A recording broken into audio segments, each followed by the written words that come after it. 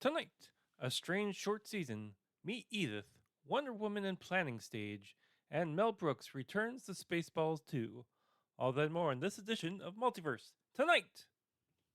Welcome to Multiverse Tonight, your source for geek news. We dissect films, games, comics, and much more, bringing you insightful commentary on pop culture. This is Multiverse Tonight. Now, here's your host, Thomas Town.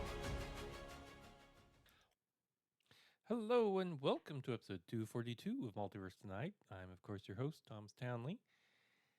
And, well, seems that summer is creeping in. It's finally getting up into the 90s here in Kansas. It actually got hot enough that we turned on the air conditioner for the first time this year. And other people have turned it on like 3 weeks ago. But, we wait till the very last minute to turn ours on. It's just, saves money, saves the environment, all that jazz. I don't really have a lot to talk about here at the top of the show, so let's get on with the Star Trek news.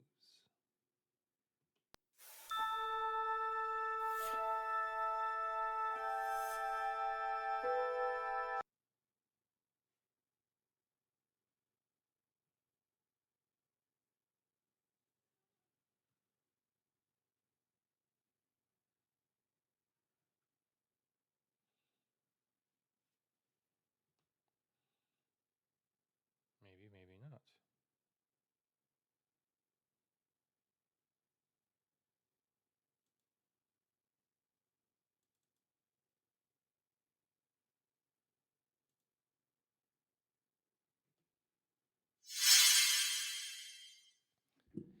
Paramount Plus has announced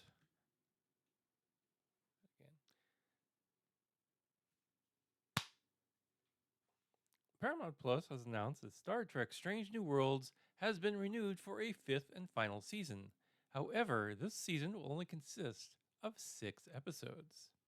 Executive producers Akiva Goldsman, Harry Alonzo Myers, and Alex Kurtzman stated that the series aimed to uphold the core values of Star Trek: curiosity, hope, and the belief in the bare future. They expressed gratitude to Paramount Plus for allowing them to conclude the show over 5 seasons as intended, and thanked the devoted fans for their support, knowing that 3 more seasons are still to come. Now, this announcement precedes the premiere of the show's 3rd season on Thursday, January 17th. Following the 3rd season, a 4th, consisting of 10 episodes, will air before the 6th episode final season. Season 4 is currently in production, with Season 5 being scheduled to begin production later this year. Now, premiere dates for the remaining seasons have not been announced yet, suggesting the series will likely continue into 2027 or 2028.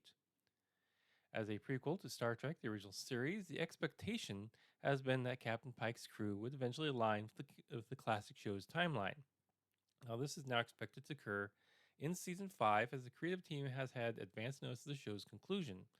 Goldsman had previously expressed the hope to continue it into the TOS era if Paramount allowed it, indicating that this is the intended direction.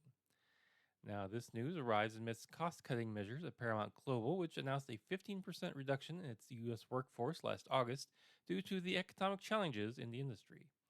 After introducing more serialized Star Trek stories with Discovery and Picard, Kurtzman's team shifted to the more traditional exploration-focused episodic storytelling of the original 66 series with Strange New Worlds. Now, this approach has resulted in the most-watched Star Trek series on Paramount Plus, which has received a Critics' Choice Award nomination for Best Drama in 2023. However, the Paramount Plus Trek team recently experienced a setback with the streaming film Star Trek Section 31, a spin-off featuring Michelle Yeoh's Discovery character Emperor Philippa Georgiou. The film received the poorest reviews from critics and fans among all Trek productions. Paramount Plus is also currently developing Star Trek Starfleet Academy, led by showrunner Noga Lando. This series will follow a new class of Starfleet cadets training to become officers and stars Holly Hunter as a Starfleet captain in charge of the Academy. Filming for Starfleet Academy concluded in February, and it's anticipated to premiere late 2025 or early 2026. Kurtzman described the show as optimistic, fun, funny, and emotional, with characters who will resonate with contemporary young audiences. In Strange New Worlds Season 3, Mount is supported by returning cast members Rebecca Romaine, Ethan Peck, Josh Bush, Christina Chong, Celia Rose Gooding, Melissa Naivia, Babs Alkmason, and Martin Quinn.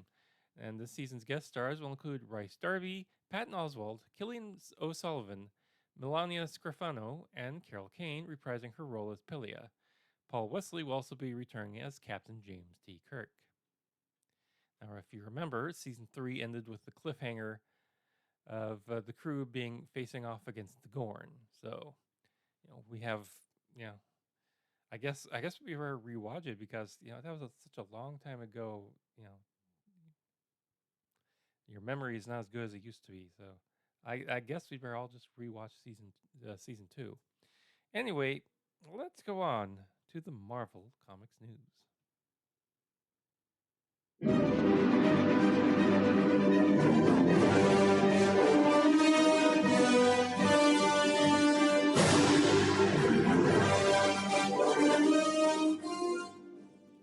Marvel Studios' spin-off series about Vision has landed Schitt's Creek star Emily Hampshire as EDITH, EDITH, the Stark Industries artificial intelligence, which was introduced in 2019's Spider-Man: Far From Home. She will join Paul Bettany, who is reprising his role as the now reincarnated synthoid character, who is the physical manifestation of another Stark Industries AI, Jarvis. In Far From Home, Edith is introduced as a gift that Tony Stark bequeaths to Peter Parker after Stark sacrificed his life in Endgame. Now, Peter controlled Edith through a pair of high-tech sunglasses, which he unwittingly gave to the film's villain Mysterio before retrieving them at the end of the movie. The glasses are confiscated after Peter's identity to Spider-Man is revealed to the world, and Edith's fate was left unresolved.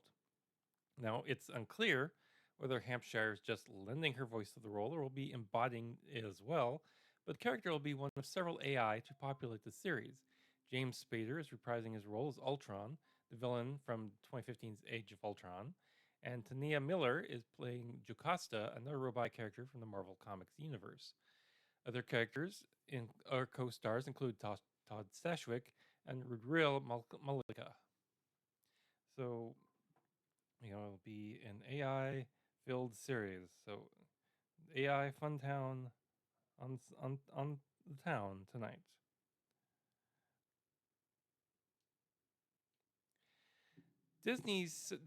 Despite Disney's CEO Bob Iger's initial celebratory remarks hailing Thunderbolts, aka the New Avengers, as a prime example of Marvel's revitalized movie strategy after a period of underperforming films, the movie has significantly underperformed at the box office. 6 weeks after its release, Thunderbolts has grossed a disappointing $371 million globally, making it one of the lowest earning entries in the MCU. Now, this outcome casts doubt on where this film signals a true resurgence for the superhero franchise. Sean Robbins, a movie analytics director at Fandango, suggests a shift in expectations for Marvel, stating that billion-dollar grosses may no longer be the norm for every MCU movie. While Marvel has been a consistent box office success since Iron Man way back in 2008, becoming the highest grossing film franchise with $31 billion across 36 films, pre-pandemic, even less popular films typically surpassed $500 million worldwide. However, since 2020, only 6 out of 13 MCU films have reached this benchmark, indicating a decline in consistent commercial performance. Now, unlike some recent Marvel disappointments, like Captain America Brave New World, The Marvels, and Ant-Man and the Wasp Quantumania, which were plagued by negative reviews, Thunderbolts reportedly had positive audience reception. Its box office failure, despite this, suggests a potential limit for superhero movies not centered on well-established marquee characters. Now, several factors contributed to this downturn, including a weaker global box office and an oversaturation of superhero content across both film and television. Changes in audience preferences are also evident, with recent top-performing films being more geared toward families, such as a Minecraft movie or that new Lilo and Stitch movie, or original stories like Sinners. Jeff Bach, an analyst with Exhibitor Relations, notes that, quote, lower-tier comic book movies, unquote, are no longer guaranteed success and expresses concern over Thunderbolt's brief theatrical run. This contrasts with previous MCU films, which enjoyed longer periods in theaters. This situation arrives at a critical juncture for the MCU, having previously overwhelmed audiences with intricate, interconnected narratives. Marvel is now intentionally reducing its output to prioritize quality. The question remains whether the studio will continue to invest in standalone stories that are no longer reliable hits, or focus primarily on major properties like the Avengers and Spider Man. Now, Marvel's upcoming slate appears to lean towards the latter, featuring high-budget, highly anticipated films such as the Fantastic Four: First Steps, Avengers: Doomsday, Spider-Man 4, and Avengers: Secret Wars, alongside the planned X-Men and Black Panther movies. Meanwhile, projects centered on individual, less mainstream characters such as Blade are facing developmental challenges. The recent success for the MCU has largely been major team up films like Spider Man No Way Home and Deadpool and Wolverine, as well as sequels to established series like Doctor Strange and the Multiverse of Madness, Thor Love and Thunder, Guardians of the Galaxy Volume 3, and Black Panther Wakanda Forever. Historically, Marvel thrived on introducing less familiar characters, achieving significant popularity with Iron Man and Thor before the team up in the Avengers. This success emboldened the studio to take risks on properties like Guardians of the Galaxy. However, after a series of confusing spin offs and underwhelming sequels, audiences seemed less enthusiastic about new additions to the MCU.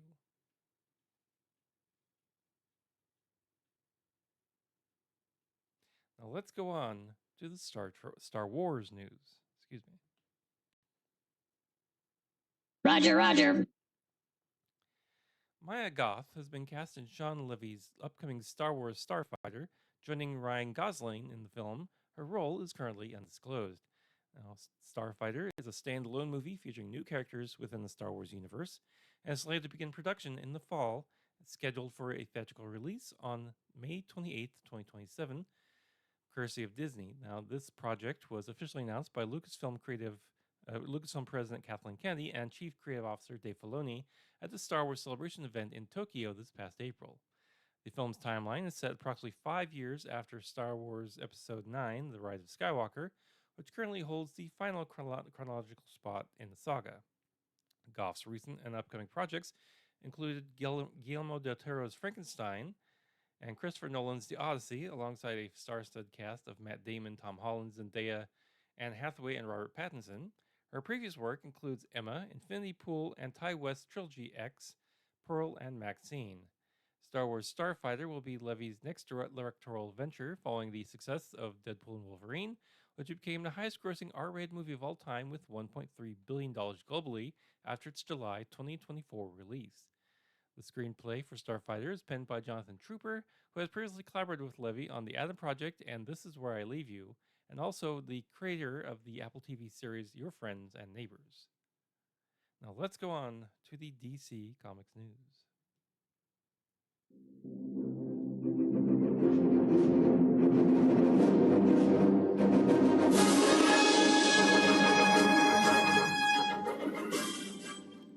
Wonder Woman will continue under James Gunn and Peter Safran's DC Studios, with a new movie currently being written.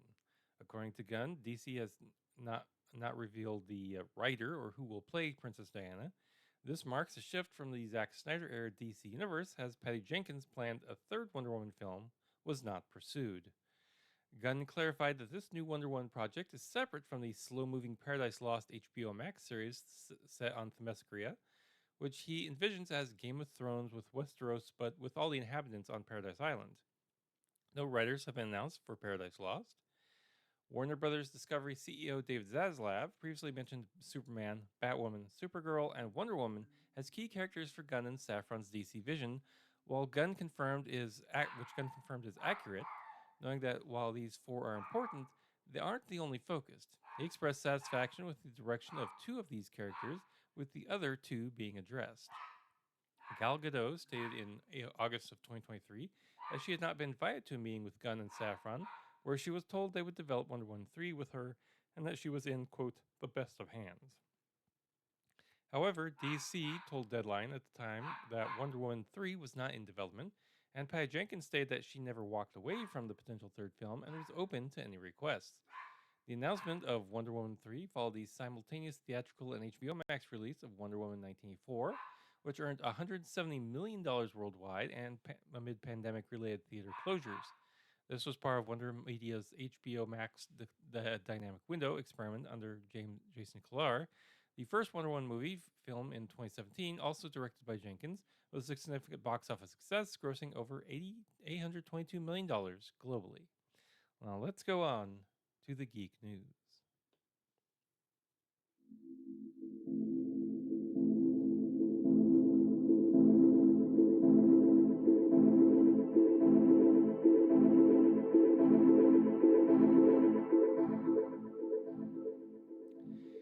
Incredibles 3 has found its director in Elemental and The Good Dinosaur maker, Peter Sohn.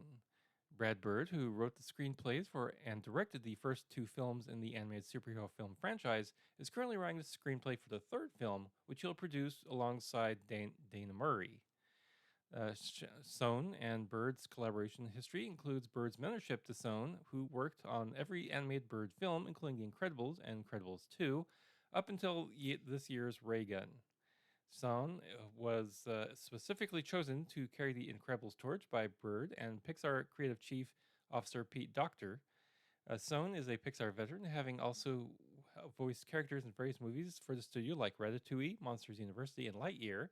Elemental, Sohn's second movie that he directed at Pixar, was nominated for the Best Animation Feature Oscar last year. Well, Disney announced the threequel film at August 2024's D23 Expo event, with Bird attached as developing the latest installment. The first two films in the franchise landed a combined $1.8 billion in theaters, with a 14-year gap between releases. SAG-AFTRA has officially ended its strike against several major video game developers effective Wednesday at noon, following a tentative agreement reached nearly 2 days prior. The Interactive Movie Agreement Negotiating Committee and National Executive Director and Chief Negotiator Duncan Crabtree Ireland have both consented to the strike suspension. Although the agreement still requires approval from the National Board and the general membership, SAG-AFTRA members can now resume work on interactive media agreement productions, including publicity and promotion. Now, the union's National Board is scheduled to meet Thursday to review the agreement. If approved, it will then be sent to members for ratification. Details of the contract are also expected to be released at this time. SAG-AFTRA initiated the strike in July of 2024 against signatories of the Interactive Media Agreement after more than a year of on-off negotiations and operating without a contract since November of 2022. Artificial intelligence emerged as a key point of contention during these negotiations. The contract encompasses voice and performance capture artists in video games, and the union has consistently voiced concerns about the potential negative impact of AI on these professions.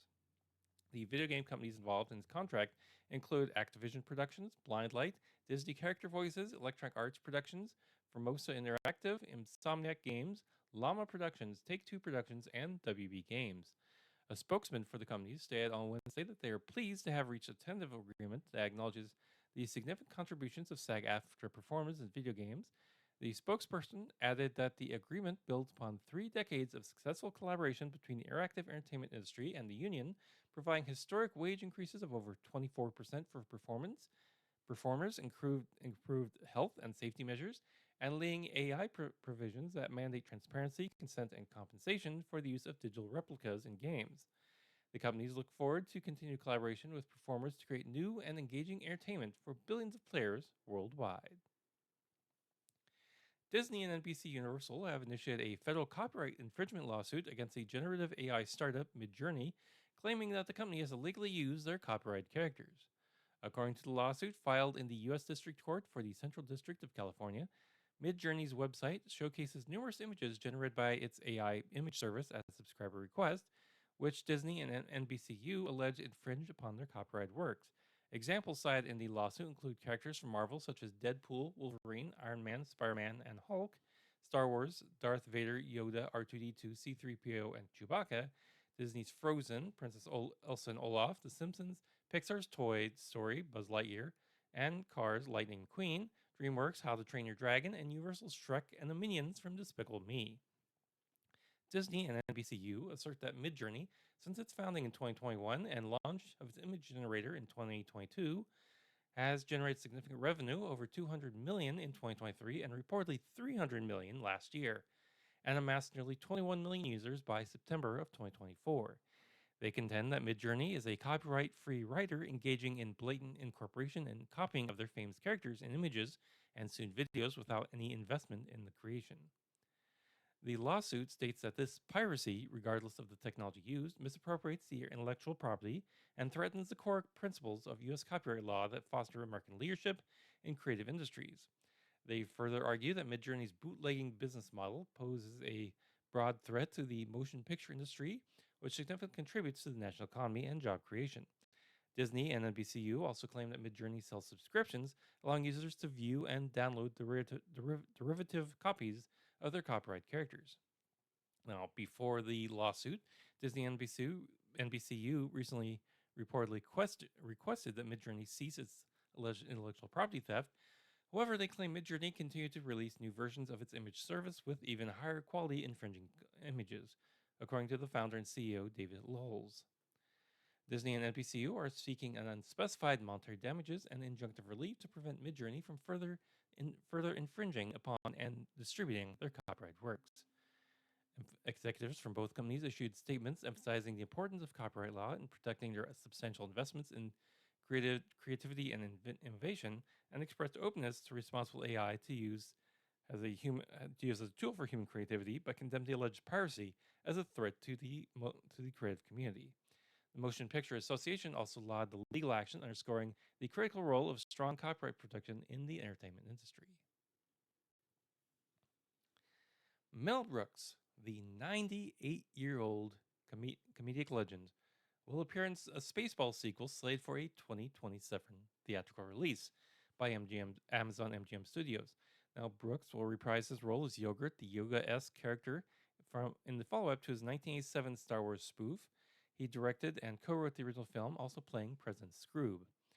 Josh Greenbaum will direct the new film from a script penned by Benji Samit, Dan Hernandez, and Josh Gad, with Gad also rumored to be among the cast. Amazon has not released any further details about the casting. Brian Grazer and Jeb Brody of Imagine are producing alongside Gad, Brooks, and Greenbaum. Executive producers include Kevin Slater, Adam Bermeems, Benji Samit, and Dan Hernandez. Brooks, an EGOT winner known for directing and writing comedies like Young Frankenstein, High Anxiety, and Blazing Saddles, last appeared in a movie with cameos in the 2005 adaptation of his hit Broadway show, The Producers. Details about the Spaceballs sequel's plot are, well, non-existent. Amazon MGM's press release playfully described the movie as, quote, a non-prequel, non-reboot sequel part 2, but with reboot elements franchise expansion film. An exact release date will be announced later. Now, the original Spaceballs, released by MGM a decade after Star Wars, starred Bill Pullman, John Candy, Rick Moranis, and Daphne Zazia, with Joan Rivers providing a voice. Now, while it earned $38.1 million initially, which is about $105 million in today's money, and received mixed reviews, it has since gained a cult following as one of Brooks' signature comedies. Josh Gad hinted at the project back in 2024 in an Instagram post featuring a partially obscured script cover, saying it was the funniest and best thing he's ever worked on.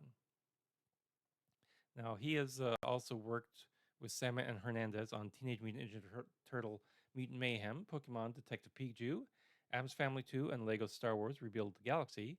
Amazon MGM is actively expanding its presence in theatrical release. So, considering that the man is 98 years old, and 2027 he'll be 100, my guess is they gotta get down quick to work and get his part together and filmed, because you never know with these things. He could live to be 105. He could, cease to exist tomorrow. It's kind of a gamble, but good on him.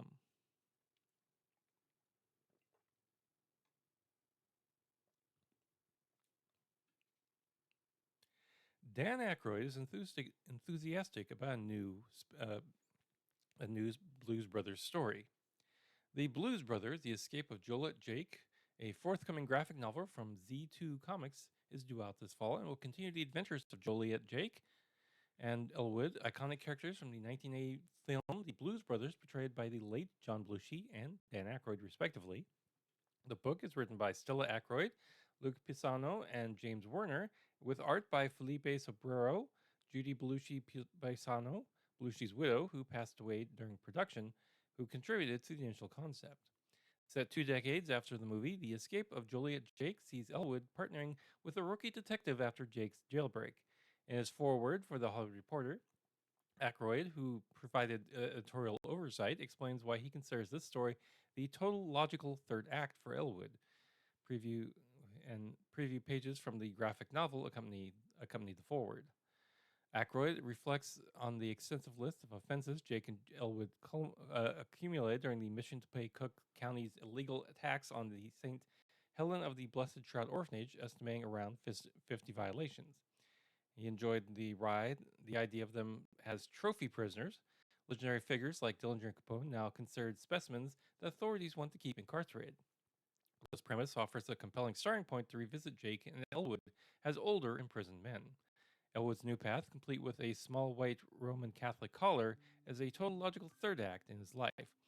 When Jake mysteriously disappears from Joliet Penitentiary and old scores need settling, the adventure begins. The graphic novel format allows for the Blues Brothers legend to continue and be passed on in ways that film cannot. The book preserves the spirit of the Blues Brothers, mischievous recidivists and musical outlaws who, above all, cherish the blues. Their quest for the briefcase containing unearthed lyrics and music from the greats represents an honorable pursuit. Now, Joliet Jake's escape serves as a passing of the legacy to a new generation, echoing the core of their original story, keeping alive what should not be forgotten. In addition to new adversaries, the story introduces allies who share a deep respect for the blues as a culture to be preserved by all who appropriate its infectious African American fire and soul. So I liked Blues Brothers. I liked the second Blues Brothers as well. I know it's not as good, but yeah, it was a worthwhile endeavor. So I'll look forward to reading this. Following the Kuti Gatwa's exit from Doctor Who, the Whoniverse is set to expand with a new animated series for the BBC's CB's channel, aimed at a preschool audience. Now, this will be the first animated preschool series within the franchise, running independently from the main live-action show. The series will feature the Doctor and companions embarking on adventures through time and space, facing challenges suitable for young viewers. The question of which Doctor will lead this new series remains open, especially after Gatwa's recent departure and Billy Piper's unexpected appearance in the latest live-action finale. Patricia Hidalgo, the BBC's Director of Children's and Education, stated, quote, "Everyone is welcome at CBBS, including the Doctor. This much-beloved franchise entertains millions around the world, so it's only right that our younger audience gets to experience the wonder and the magic of the Doctor in a brand new format. This is an extremely exciting opportunity, and we are looking forward to welcoming companies to pitch for this new project as we continue our commitment and investment in the UK's animation industry," unquote. The BBC is seeking a passionate production company for the animated series, while Bad Wolf produces the main Doctor Who series with Russell T Davies as showrunner. The lead for the preschool series is yet to be determined. Now, familiar doctors like David Tennant, Matt Smith, and Jodie Whittaker could potentially headline the animated series, or it might introduce a new iteration of the Doctor alongside original companions. Russell T Davies' latest Doctor Who concluded in May 2025 with the departure of the 15th Doctor. While future live-action seasons are unconfirmed and there is speculation about the BBC-Disney deal, the development of this animated series and live-action spin-off, The War Between the Land and Sea, suggests a positive future for the Doctor Who universe. A debut date on CBB's series and the live-action spin-off are yet to be announced, so watch this space. Mr. Miracle is going from the fourth world to its first animated series. At the Annecy Animation Festival on Thursday, DC Studios and Warner Bros. Animation announced the new adult animated series Mr. Miracle, based on the 2017 series from writer Tom King and artist Mitch Gerads, about super escape artist Scott Free. King, part of the DCU Brain Trust, serves as executive producer and showrunner on Mr. Miracle. DC Studios, which is headed by James Gunn and Aquaman producer Peter Safran, is also adapting the Kingpin Supergirl Woman of Tomorrow series into a 2026 feature film starring Millie Alcock. King will also serve as the executive producer and writer on the live-action series Lanterns. Mr. Miracle marks the second adult animated series for DC Studios, which released the Gunn scripted HBO Max series Creature Commandos in 2024. WB Animation's upcoming DC slate includes the previously announced animated series Starfire, My Adventures with Green Lantern, and DC Superpowers, as well as the animated movie Dynamic Duo about Robin's Dick Grayson and Jason Todd. Here's the logline for the DC Studios Mr. Miracle. No prison can hold him. No trap can contain him. He is scot-free, the worldwide celebrity sensation known as Mr. Miracle. And he is the greatest escape artist who ever lived. But can he pull off the ultimate trick and escape death itself? Something has gone horribly wrong with the perfect life that Scott and his warrior wife, Big Barda, have built for themselves on Earth. With war raging between their homeworlds of Apocalypse and New Genesis, Scott's cruel adoptive father, Darkseid, seems to have finally captured the anti-life equation, the ultimate weapon that will give Darkseid total dominance over the universe. As the mountains of bodies on both sides grow ever higher, only Mr. Miracle can stop the slaughter and restore peace. But the terrible power of the anti-life equation may already be at work with his own mind, warping his reality, exposing his long-buried pain and shattering the fragile happiness he's found with the woman he loves. And so begins the odyssey of Scott-Free, Mr. Miracle, a harrowing, hilarious, heart-wrenching journey across the pitfalls of the ordinary and extraordinary as the son of God raised by the devil tries to save his family, his world, and maybe even himself. Now, in the comics, Mr. Miracle debuted in 1971's Mr. Miracle #1 by New Gods and Forever People creator Jack Kirby, the son of Isaiah, High Father of New Genesis, and ruler of the New Gods. Scott was given to Granny Goodness and raised in her X-Pit as Orion, son of Darkseid, ruler of Apocalypse, was raised by High Father. The sons were exchanged in part of an armistice reached on the 100th day of the 100th year of the Fourth World's War between the planets of New Genesis and Apocalypse. Forged by the torture of Granny Goodness, Scott earned the admiration of the Apocalypse-raised Big Barda, leader of the Female Furies, and product of Granny's X-Pit. After finally escaping the Earth, Scott became the protege of the escape artist Thaddeus Brown and succeeded him as the new Mr. Miracle. The costume super escape artist would later return to New Genesis and battle Darkseid alongside Orion and Barda. King's 12-issue Mr. Miracle series, Scott attempted suicide after asking himself the questions, what can't I escape from? What shouldn't I escape from? What does anyone escape from? Death. No one escapes from death. I love Mr. Miracle. Mr. Miracle is one of my favorite, not mainstream superhero characters. So I'll check this out. And finally tonight, a veteran character actor, Harris Yulin, known for his roles in Scarface, Ghostbusters 2, Star Trek Deep Space Nine, and Ozark, has passed away at the age of 87 in New York City due to cardiac arrest.